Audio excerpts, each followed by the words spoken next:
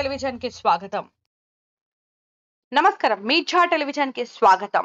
వైఎస్ఆర్సీపీ మాజీ మంత్రి పేర్ని నాని మీడియాతో మాట్లాడుతూ పిన్నెల్లి ఈవీఎంను ధ్వంసం చేస్తే 13వ తేదీనే ఎందుకు కేసు నమోదు చేయలేదు, పోలింగ్ ఆగినట్టు ప్రెసిడెంట్ ఆఫీసర్ ల్యాగ్ బుక్ లో ఎందుకు లేదు, డీజీపీకి సిట్ ఇచ్చిన నివేదికలో కూడా పిన్నెల్లి ప్రస్తావన లేదు, ఈసీ దుర్మార్గంగా వ్యవహరిస్తోంది. కూడా పిన్నెల్లి రామకృష్ణారెడ్డి ఎమ్మెల్యే వచ్చి ధ్వంసం చేశాడని పోలింగ్ ఆఫీసర్ కానీ ప్రిసైడింగ్ ఆఫీసర్ కానీ లేదా స్థానిక వీఆర్ఓ కానీ పాల్వాయి గేట్ వీఆర్ఓ కానీ ఎక్కడ మెన్షన్ చేయరు. మరి అక్కడ పోలింగ్ బూత్లో ఉన్న పోలీసులు ఉన్నారు కదా, ఎవరు మాట్లాడరు. ఎవరు కనీసం ఎమ్మెల్యే గారు పాల్గొన్నారని కూడా ఎవరు ఒక్కరోజు కూడా మెన్షన్ చేయలేదు. కనీసం రాతపూర్వకంగా కూడా రిపోర్ట్లో కూడా ఎమ్మెల్యే పేరు లేదు. మరి ఇంకొక ముఖ్యమైన విశేషం అందరూ గమనించాల్సింది, ఏదైతే ఇవాళ పాల్వాయి గేటులో పోలింగ్ స్టేషన్ నెంబర్ 202లో ఎమ్మెల్యే పిన్నెల్లి రామకృష్ణారెడ్డి గారు పోలింగ్ మెషిన్ ఏదో ధ్వంసం చేశారని చెప్పని ఇవాళ పేపర్లు టీవీలు అల్లరి చేస్తున్నాయో, అక్కడ పోలింగ్ ఏమన్నా ఆగిందా? ఒక్క గంట పాటు ఏమన్నా పోలింగ్ ఆగిందా? నమోదు అవ్వాలి కదా, పోలింగ్ ఆఫీసరు పోలీసులు రికార్డ్ చేయాలి కదా. ఇదిగో ఇన్ని గంటల నుంచి ఇన్ని గంటల వరకు పోలింగ్ ఆగిపోయింది. ఆగిందా? నమోదయ్యిందా? రికార్డ్ అవ్వాలి కదా. లాగ్ బుక్లో ఉదయం 7 గంటల నుంచి సాయంత్రం పోలింగ్ మూసే వరకు, అది రాత్రి అని 5 గంటలకు అవని, అది 6 గంటలకు అవని, లేదా 7 గంటలకు అవని, 8 గంటలకు అవని, చివరి ఓటేసేంత వరకు కూడా ఏదన్నా సంఘటన జరిగితే పోలింగ్ మెషిన్ పనిచేయటం ఆగిపోతే రిపేర్ వచ్చినా రాయాలి కదా. రాశారా? ధ్వంసమైన పోలింగ్ ఆగిపోయినంటే పోలింగ్ ఆగలేదు, పోలింగ్ ప్రక్రియ ఆగలేదు, పోలింగ్ శుభ్రంగా జరిగింది. 15వ తారీఖున ఎఫ్ఐఆర్ కడతారు. 15వ తారీఖున ఎఫ్ఐఆర్ ఎవరి ద్వారా ఏమని కడతారు? గుర్తు తెలియని వ్యక్తులు వచ్చి పోలింగ్ మెషిన్ని ధ్వంసం చేశారు అని చెప్పని. ఎవరు? వీఆర్ఓ గారును ప్రిసైడింగ్ ఆఫీసర్ గారు. కానీ ఎప్పుడు కట్టాలి? మిషన్ ధ్వంసం అయితే ఏ తారీఖుని కట్టాలి? 13వ తారీఖునే కదా కట్టాల్సింది. అదే రోజు సంఘటన జరిగిన వెంటనే కదా. రూట్ ఆఫీసర్ ఏమయ్యాడు? రూట్ ఆఫీసర్ రావాలి కదా.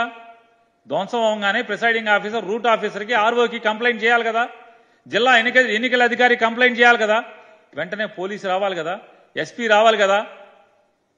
ఎవరూ రారు. ఎవరి దగ్గర రికార్డ్ అవ్వదు, ఎవరి దగ్గర రిజిస్టర్ అవ్వదు. కనీసం 13వ తారీఖు ఎఫ్ఐఆర్ కూడా అవ్వదు, కంప్లైంట్ ఉండదు 13వ తారీఖు. మరి ఎమ్మెల్యే నిజంగా ధ్వంసం చేస్తే మరి 13వ తారీఖున ఎఫ్ఐఆర్ ఎందుకు కట్టలేదు?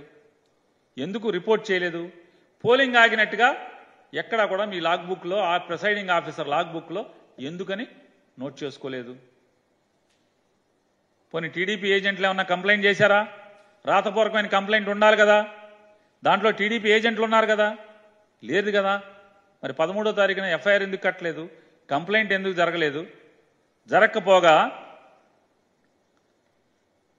15వ తారీఖున ఎఫ్ఐఆర్ కడతారు. దాంట్లో ఎమ్మెల్యే గారి పేరు ఉండదు, పిన్నెల్లి రామకృష్ణారెడ్డి గారి పేరు ఉండదు. 17వ తారీఖున సిట్ కాన్స్టిట్యూట్ అవుద్ది. ఈ గొడవలన్నీ కూడా టీవీల్లో చూసిన తర్వాత election commission of India direction మేరకు సిట్ కాన్స్టిట్యూట్ అవుద్ది. డీజీపీ గారు ఒక సిట్ని కాన్స్టిట్యూట్ చేస్తాడు, స్పెషల్ ఇన్వెస్టిగేషన్ టీంని. 17వ తారీఖే సిట్టు మాచర్ల, అనంతపురం, తిరుపతి అన్ని వెళ్ళిపోతుంది. అక్కడికి క్షుణ్ణంగా అన్ని ఊర్లు వెళ్తారు.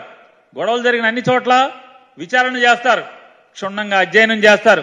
18వ తారీఖున సిట్ వచ్చి మాచర్ల వెళ్ళొచ్చి డీజీపీ గారికి ఒక రిపోర్ట్ కూడా ఇస్తారు.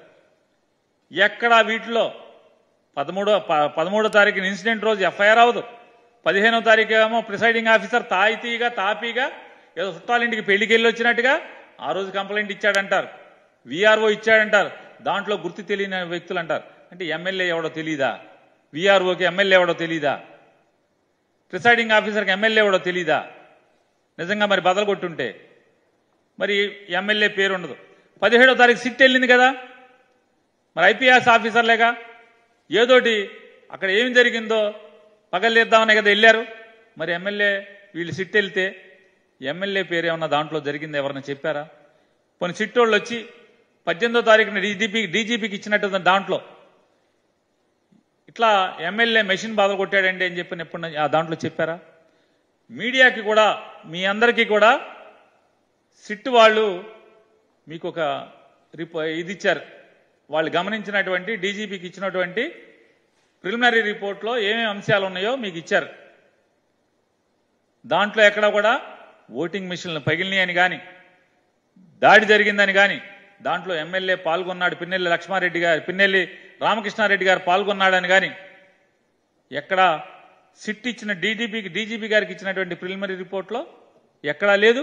దానికి సాక్ష్యం మీడియాకి ప్రిలిమినరీ రిపోర్ట్లో ఏమేమి ఉన్నాయో మీడియాకి రివీల్ చేశారు. మరి ఎమ్మెల్యే నిజంగా పాల్గొంటే అది చాలా సెన్సేషన్ ఇష్యూ కదా. ఓటింగ్ మెషిన్లు బదలైపోతే చాలా సెన్సేషన్ ఇష్యూ కదా. అది ప్రపంచానికి తెలియదు కదా. మరి మీరేం చేశారు?